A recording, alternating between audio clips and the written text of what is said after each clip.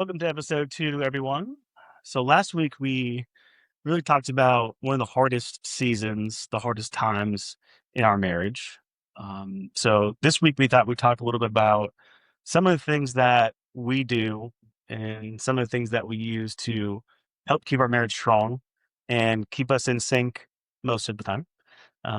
So we can understand each other better and really work our way through life. Yeah. And tell a story a little bit. I mean, obviously, we've gotten so much support from our friends and family, so many really sweet messages, and we appreciate that so much. But not everybody, knows who we are yet. So we kind of wanted to share a little bit about who we are. We've been married 12 years this year, together 19. No, it is half our life, which gives away our age. Do the math. Half of 19. Um, I mean, double 19 is how old we are. But we actually met in elementary school in fourth and fifth grade, which is insane. And every time I tell people that, I feel like they think we live in like a town of 400 people. Like they're like, okay, like it's like we think it's cool. Like, oh, we met in fourth and fifth grade. And I feel like the reaction is like, okay, like that's weird. But we wouldn't have normally been in the same school because you lived in Cary. I only went to school there because my mom was a teacher there. And so we commuted the 50 minutes both ways for both of those grades. And so we were in the same class and it was sweet because my maiden name is LaBelle. Obviously, our name now last name is Janda. So we were next to each other in the yearbook, J and L. So at our wedding, my mom put the yearbook cutout of us, and that was The actual yeah, the actual yearbook of us next to each other, and I've always had glasses, okay? The glasses you had were, like, probably half me. They were massive.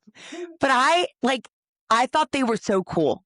They were really big. They were probably as big as these, but the proportion of my face as a 4th grader, they were quite large, but they were technicolored, and I thought they were the coolest things in the world, and I love them, and I'm proud to be a glasses gal.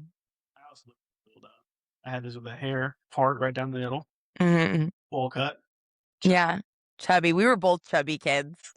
Um, so then we went to the same college and Well, before that, we didn't know each other in middle school, yeah, in high school, like, it's pretty much like we didn't know each other at that point. yeah. It's not like, oh, we started dating in 4th and 5th grade and we dated our whole life. Like that might be a little interesting. But and then we went to UNC Greensboro. I went for acting and theater. They have a great theater program. And you went for soccer. You were recruited. Played soccer all my life, played at, I guess you could say a high level in North Carolina, and got recruited by the coaches to come and play. Yeah. Mhm. I was a goalie. Yeah. So I joined a sorority because, I didn't transition well to college. I feel like I really struggled. I wasn't like a sleepaway camp gal. Like it was a lot for me. And I didn't know anybody. I mean, I knew like a couple people from high school that went there, but it was just a really tricky transition for me. So I decided to join a sorority because I really wanted to, create a community and meet a great group of girls and at that time, a lot of my sorority sisters were dating a lot of the guys on the soccer team. Yeah, I dating a lot of the guys, and I remember when I first saw you. So we were in like sort of the calf area, like the high end calf where they have like Chick-fil-A and all that stuff. And I was sitting with some of the guys in the team, and I saw you walk across the calf, and I was like, "Oh wow, she's hot." Um, you were wearing like a white dress or something like that, and I was, "Ooh, cool." But you look really familiar, so I went back. It's the glasses. I don't think you were in I think you were in contact at that point. I went back to the dorm room and hopped on Facebook. At that time, you needed a college email address to Yep. get on Facebook. A .edu, baby. That's right. So hopped on there, did a little stalking, and realized, oh yeah, I went to elementary school with this girl. And then realized through talking to my friends through Facebook and stuff that you were in the sorority, and a lot of the guys in the Mhm. soccer team were dating some girls in the sorority. So I did a little magic and got you, I think, to one of the house parties you went to, and that's where you saw me in my glory. Yeah. So one of my girlfriends was like, "Hey, let's go to this party, soccer house, whatever." And Chad had this like infamous high kicks that he would do at parties. I'll try to clip it in this episode if I can, but there's a video of him like attempting to do this high kick, and someone has like a box up high, and he kicks and he falls, and then everyone's laughing, and I'm in the corner like, oh. And I just remember like he was very outgoing. He had earrings. He would smoke black and milds. It was just he was a cool guy, and like he was very confident in himself, and I thought that was really attractive. And what's interesting is I recently looked back at my Facebook messages, like, in Messenger. I don't know why I was doing this one night, and I went all the way back in, and I found our that we apparently had a Messenger exchange between us, which I didn't even know we had. I don't even remember, but it makes sense, right? Like, we would use Facebook Messenger to communicate, and there were literally I went all the way back to the beginning of dating, and literally every day you would send me a Facebook message of something you loved about me or liked about me before it was love. Right. And just like reading through that, I'm like, of course I fell for this guy. Like it was just you were really committed really early on. You were like, I like this girl. I had never been pursued like that in my life. I was very hesitant because there were so many green flags that I was like, there's gonna be an epic red flag. What did this guy do in the past? Where there's gonna be some bad side to him? Because I couldn't believe that. I was like, there's no way a guy is like this nice and this kind and funny and all the things. I think also, you know, interested and intrigued, right? Because you were different, right? Obviously, you're beautiful, and that was something that first caught my eye. But you were an actress, and you went to school for theater. Like that world is totally no clue. Okay, so had you ever been to a play before you went to my play? Maybe in elementary school, like the elementary school play. Okay, that doesn't count. No, So no. no, no plays. So it was cool to kind of go and see, okay, she's an actress, she's in this play. It's like I bring my flowers, my roses afterwards. And I was it was a neat sort of experience to see you in that world. And it was intriguing because it was something different. And it helps too that, I really liked hanging out with you. Yeah. We were best friends. Yeah. Yeah. So I think so one of the moments where I was sort of like, okay, I think I really like this guy and I want this to be something serious is I lived in a house off campus with four other girls, and like one of the best times in my life. I loved them so much, and they were my sisters away from home. And I was getting ready and you were coming. It was like our first date to take me to the movies. I don't even like going to the movies, but like whatever. And we go to the movies, and then you were like, "Let's go get cookout milkshakes," which, like, if you're from North Carolina, you know. If you're not, you're missing out. Cookout milkshakes kept me happy during my pregnancy, like, saved my life. But we went to Cookout, and you were like, of course, "What do you want?" "Cappuccino, chocolate chip." If you know, you know. And then you were like, "Well, what do all your roommates want? What flavor do they want?" And I'm like, "Do what?" Like, listen, these milkshakes at the time were only $2.99, but $2.99 times what, 6? 5 girls and 1 guy. I was just like, "For real?" Like, that was wild to me. And I remember coming home and they all getting their milkshakes, and they're all like, "Yes, like, we like this guy." But it was just so kind, and it was so sweet, and what's crazy is, like, you weren't doing it to impress me. Like, that wasn't even the thing. You weren't even like, "Oh, let me do this so she'll think I'm nice." You're just really nice. Yeah, I mean, we were going back to, hang out. We were hang out, watch TV or something, and we were getting milkshakes. I thought it'd be nice to bring something back and, you know, hang out with your friends. And Yeah. that was really it. Like, that was just but the point is, that's just who you are. And I think that's the thing with marriage and relationship. Like, when people show you I always say this, when people show you who they are, believe them. right? Because that's who they are. And yes, there are little tweaks or minor things they can improve on, etc. But who you are at the core, and for me, being with somebody who not only was taking care of me, making me feel safe, which is huge, and then also taking care of the people that are important to me, that's everything. Like that's everything.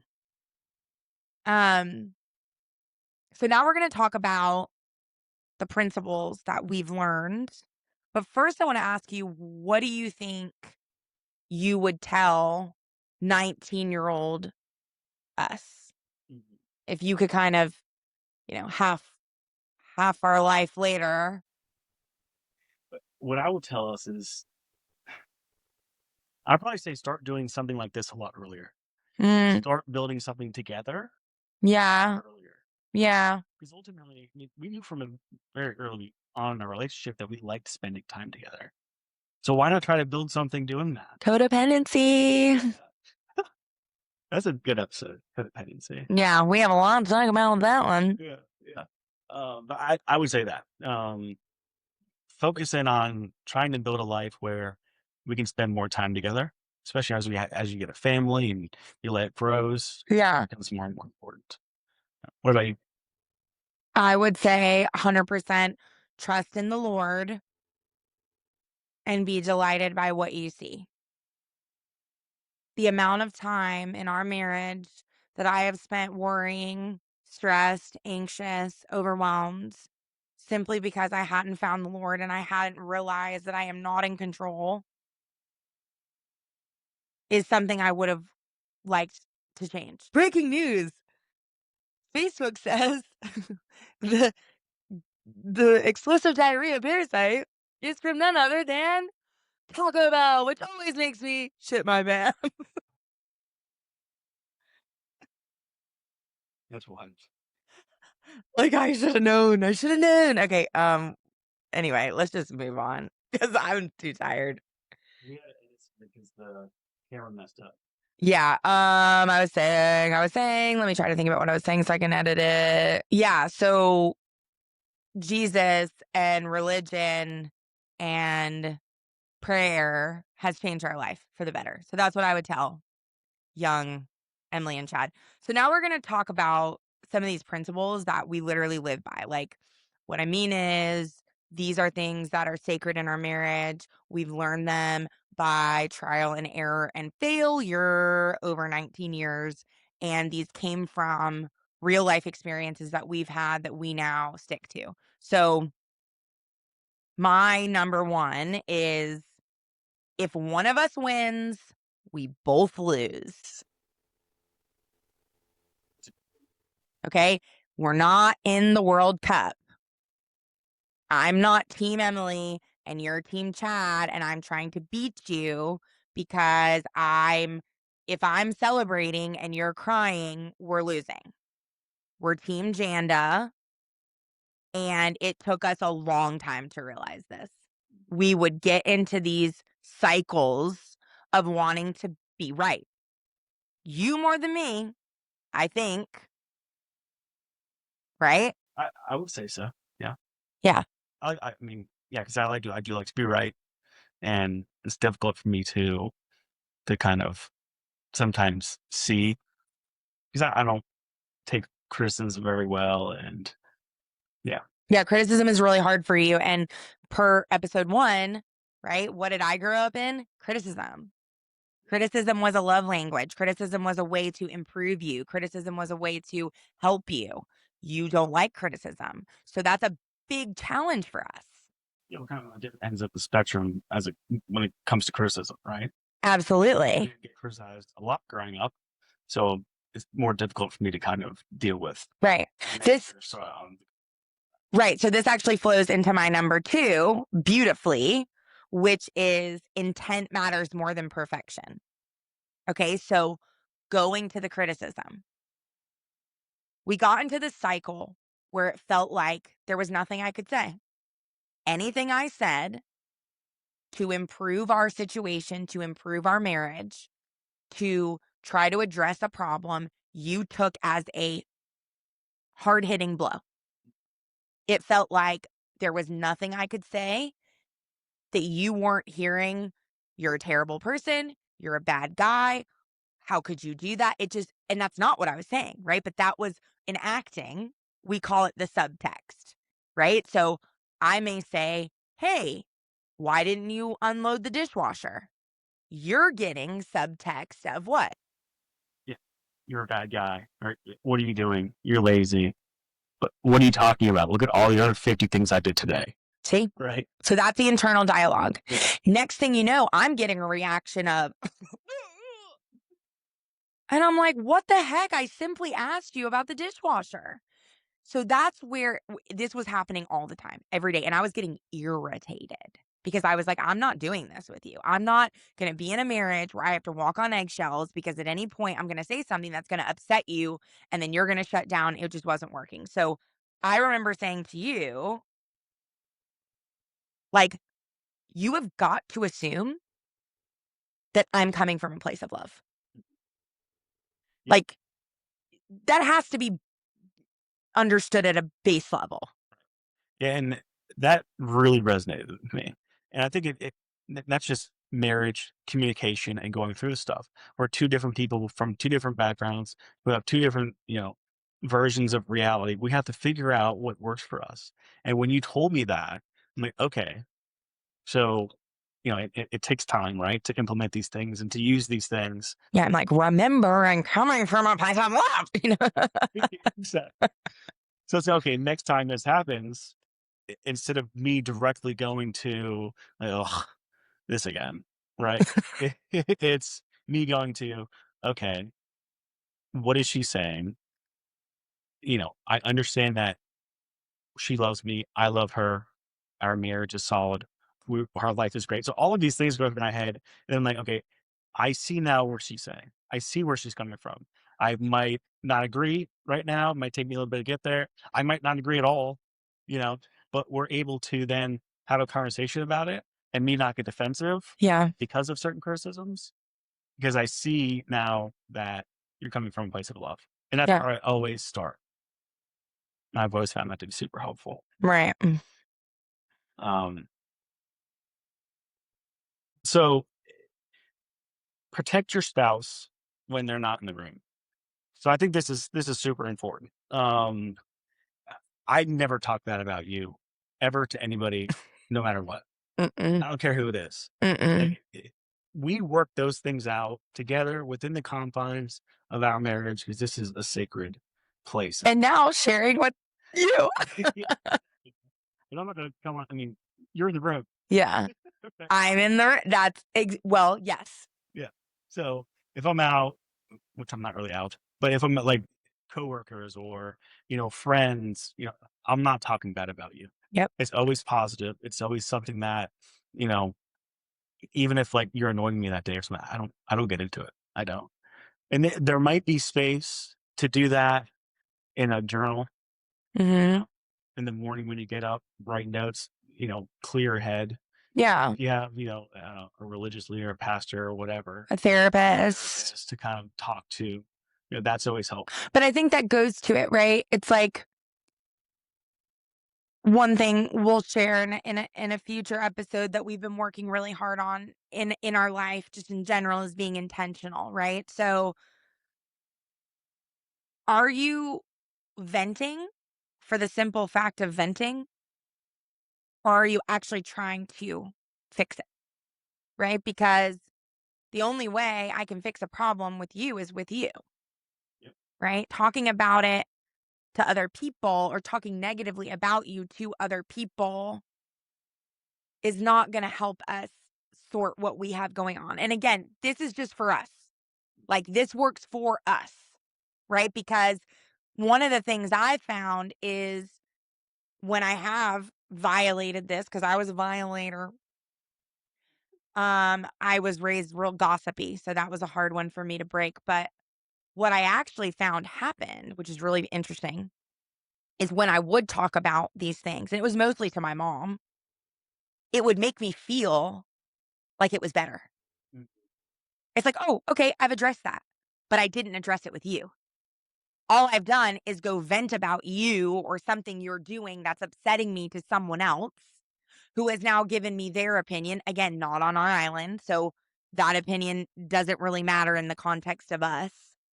And then, worst of all, I've missed the opportunity to have a conversation with you about it because it's like, oh, I did it. We're done. I had the conversation, but we haven't actually like sorted anything. And it also colors the other person's perception of me in a negative light. That's a big one. Let's say me and you go back and we sort things, we talk. That other person now is gonna be like, oh, what an ass, right? But you're like, oh no, we sorted it out. So when you invite people in like that, you have to continually share. Yeah. So that there's no purpose. We work things out together and Yeah. limit the amount of people that are in the know, if you will, if at all.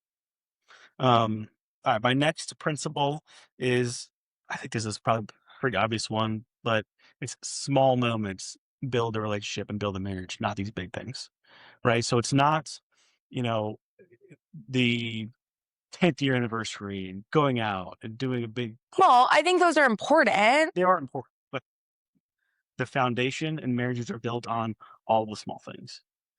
Right. So are you saying, which I think is what you're saying, but just to clarify, you can't only have the big moments if you don't have the daily small moments. Okay. Yeah. So it's, coming up behind you, holding your hand, or slapping your butt in Target when I know you are not a huge fan of that, but it makes me. Yeah, I'm not a like physical touch, the love languages. I'm a acts of service and words of affirmation. And I think those are the daily things you do for me that are really important. It's sort of like in the mornings when I wake up before you and Jules.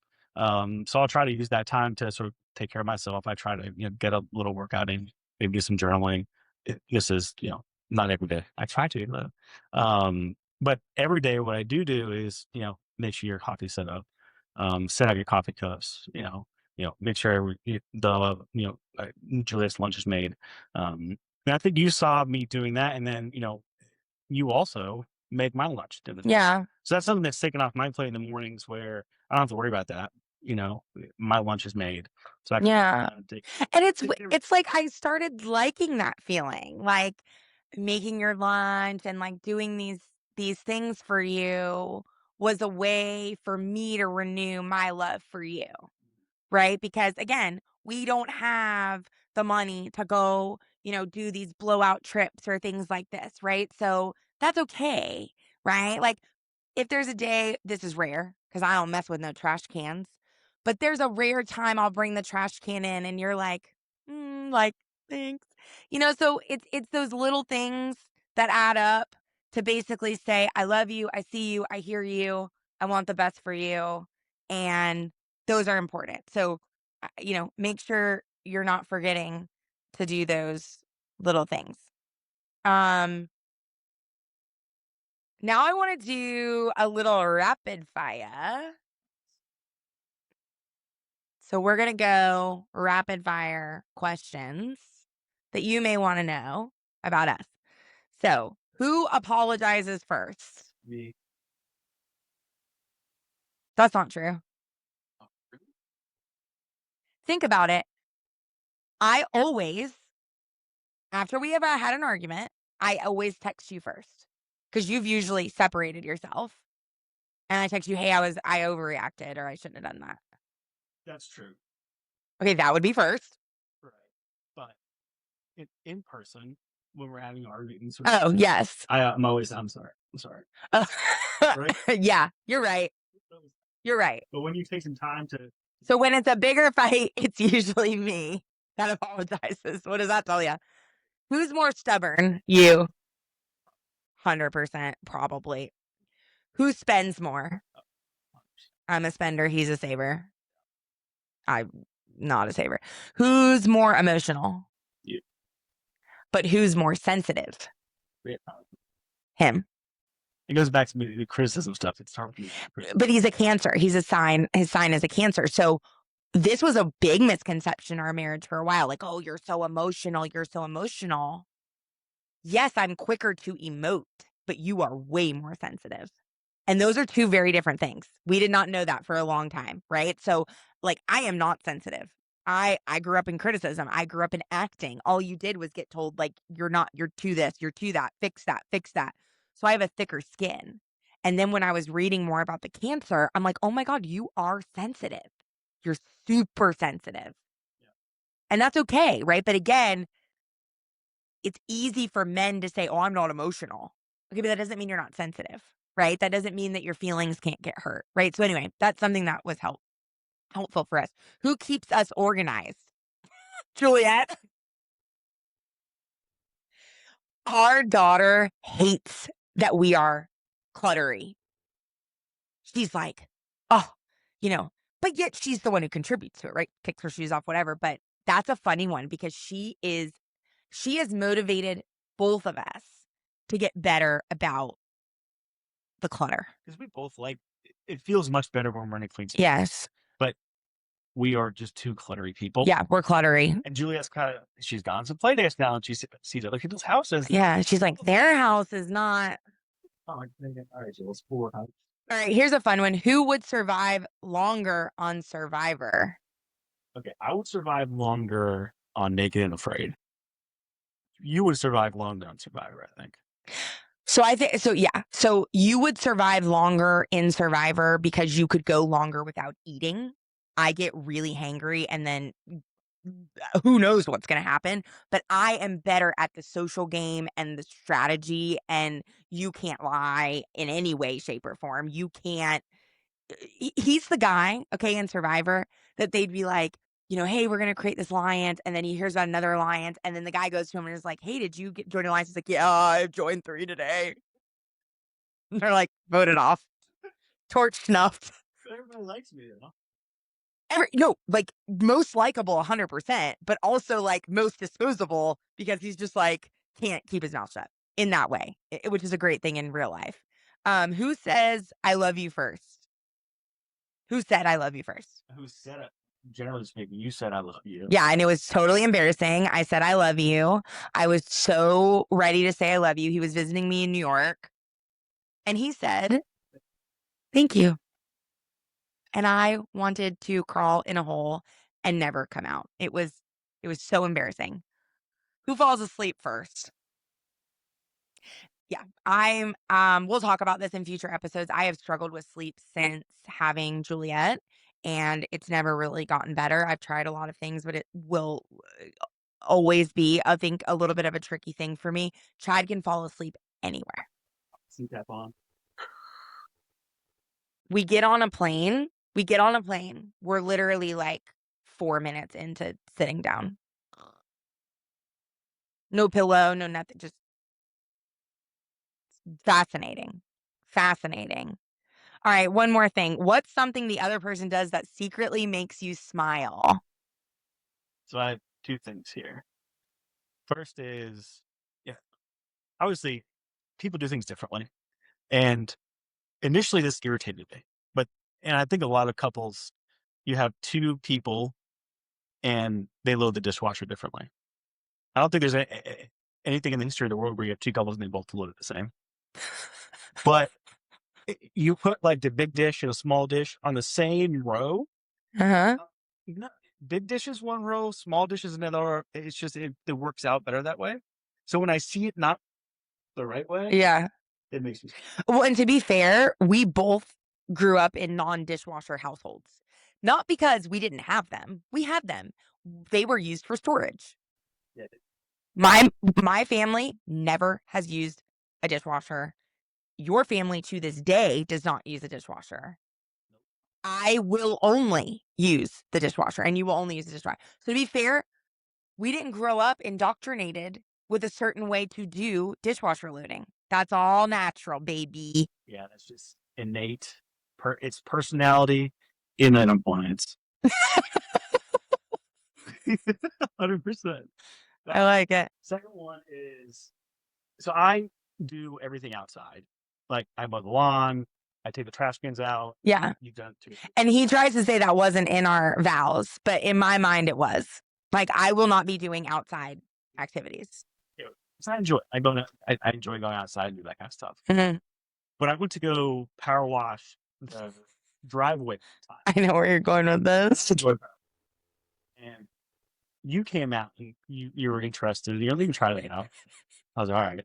You proceeded to power wash the whole driveway, I did. and I'm like, what is happening right now? And But I you love it. I loved it. I love vacuuming equally as much, so I think I've realized, like, I love watching progress. Like, I could see where the power washing stopped and started. I could see where it was still dirty, and I could see where it had been cleaned, and that was so satisfying, and I proceeded to do the entire driveway over a matter of, like, 7 days or 6 days. My hand was numb. I think that's part of the reason my pinky goes numb, probably. My ears were ruined because you're not supposed to power wash without protective ear gear because it's so loud. And I was just in a zone. I mean, I even at one point was like, you know what?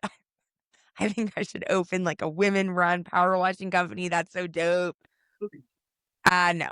But anyway, every now and then, especially when it gets real grimy outside, I need to redo it because the driveway has gotten a little gnarly It's and the vac needs it. when there. I'm trying to think what's something you do that secretly makes me smile. Oh, I think it's like, so you're just like your dad in a lot of ways. But one of the things you do is like when we're watching TV and it's like a game or it's something that you're really interested in, you stand to watch it. And your dad does that. And when you do it, I literally look at you and I'm just like, oh, hi, Lee. Because it's this funny thing you do that I don't think you ever even realized you do it. Not in the moment until you point it out. Yeah, I'm like, it's when it's, like, intense or you're, like, really interested and you, like, stand, and I'm like, "Would you care to join us? Like, would you care to sit? Or is there a reason you're standing over us?" It's like a funny quirk that you do. Um, so one of the last things I think we're gonna share before we close is I think there's misconceptions people have about long marriages, Okay. um, that, like, somehow we're lucky or which I do. I think we're blessed for sure.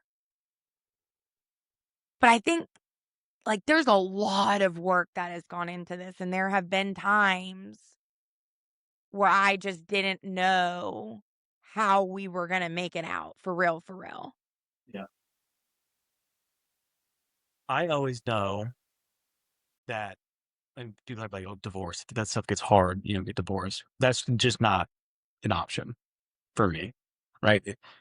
And I think that's what's cool about marriage is you have this sort of framework that keeps you in to work things out. Right. I'm not leaving because of XYZ. I think there are certain things. Yeah, and again, we're not saying that in any way, like, this is what we think is the right way for everyone. There are so many different stories out there. We're just saying for us, we've made a commitment to keep choosing each other even when things are really, really hard, and for me, who comes from a divorced family, who comes from maybe an a quicker knee-jerk reaction to go, "Forget it. This isn't working." Right? And I used to do that. I'm being completely honest, and it would make you so upset. Like, "Hey, we're not this is not like an exit door plane. Like, you're not gonna just hit eject because things didn't go right in this situation or whatever." And so I think that has been a big thing that we've had to work through is the sacredness of this partnership that we're in together. Yep. We take that very seriously, and I have poured in so much work to this because it's so important to me. 100%. We've made each other much better people over the time that we've been married, right? I'm 100% better at communicating than I was, 10 years ago. And I'm a lot less reactive than I was 10 years ago. Right? I mean, and so one of the stories I want to share before we close is one we've actually never talked about publicly, I don't think. We will share our birth story with our sweet angel baby in a future episode. but it led to a discussion that we were really turmoiled over, I more than you, Yeah. which was whether or not to pursue having another child. Yeah, I think initially, before we had Jules, we wanted to have more kids. We 100%. bought a bigger house. We Yeah. have, a couple kids, 2, 3 kids. That changed, right, with Juliet, and then we have to figure out, does that still make sense? And we had to adjust because ultimately I knew where I was, and I was no. It was Yeah. we'll get into it later, but it was a traumatic experience and not something that I wanted to put myself, Emily, or my family through again. Yeah. But you weren't quite there. No, I wasn't at all there. I was so struggling with a reality that I never thought I would be in and what I wanted. And I was like, no, I'm not going to accept this. There has to be a way. There has to be a way. This is not what I envisioned. This is not what our dreams were. How are we only going to have one child? We have so much love to give. We have so much more that we can do with our life. And it was like crushing. It was like the end of a dream that we had together. That was really heartbreaking, right? To have to accept that this is what our family's gonna be, and that's gonna be enough, and that's gonna be okay. And so, I mean, we explored a lot of paths. We explored surrogacy, we explored adoption, we explored, my own ability. And I remember the more information we found out, the more you were like, The more information we found out, the more I knew that our family was complete. yeah, but I wasn't there. I wasn't to that point. I couldn't accept that. I just didn't. And so I had to really come to terms with the fact that, do I want this? Do I want another child though with somebody who is adamantly not wanting that child? Yeah. I don't just want a child for the sake of a child. I want a child with you. Right. So if you're not in it the way you were in it with our first child, then that's something I have to accept, respect, honor, and process. Yeah. But it's hard. It is. It's very hard. We ultimately got there, I think, through talking to each other. And I went to all these meetings. Did this together. Yeah. Sat down with the OB and talked about whether you can have another one, or the circusy route and what all that entails. Was it hard for you to stick to your guns of, no, I don't want to do this, even though I wanted it so bad?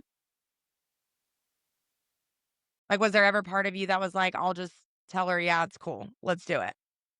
No, No. because I after we explored all those options, I was not 100% until we learned the options and what they entailed. Right. And the risk of negatively affecting our family was just too high. Was just too It high. was just too high. I knew the three of us were a family. Yeah. Yeah. And I think that's what's so beautiful about this part of it is like, we always refer to each other as I'm the gas and you're the brakes. And I think this is a beautiful example of that, right? Because I was pushing for something that I thought we should have. And you were breaking and saying, but look at what we already do. Yeah. And that was huge for me because it made me realize, you know what? You're right. The risk is too high. I love you. We're going to be okay. We're perfect just as we are. And let's make the most of it. And that's another thing. Once the decision was made, it was done. I had all the conversations I needed to have, and then I put it away, and we've never talked about it again. Snipped. Oh, yeah. Well, we put measures in place to make sure that could not happen again. And our daughter loves being an only child. And there were times, right? That was hard too, where she's like, I want a brother or sister. And we would just say, nope, not in the cards. So we have 3 long haired dachshunds, and those are our little babies. And we love our family, and we're happy with how we are. So we're going to wrap that up for this week's episode. Thank you so much for joining. And please, please, please like, subscribe, give us your thoughts. If you have questions about anything we said, if you want us to touch on any other topics, I think the thing I'll end with is that marriage is not about finding somebody perfect. It is about finding somebody that embodies the qualities that make sense to you, right? That you want to build a life with. But it's mostly about continuing to choose each other over and over and over, even if they load the dishwasher incorrectly. See you guys next time. I'm starving. This fucking thing. Did you see this? No, what was I looking behind me? No. Penny, you did good again. She's got the bone hanging out of her mouth.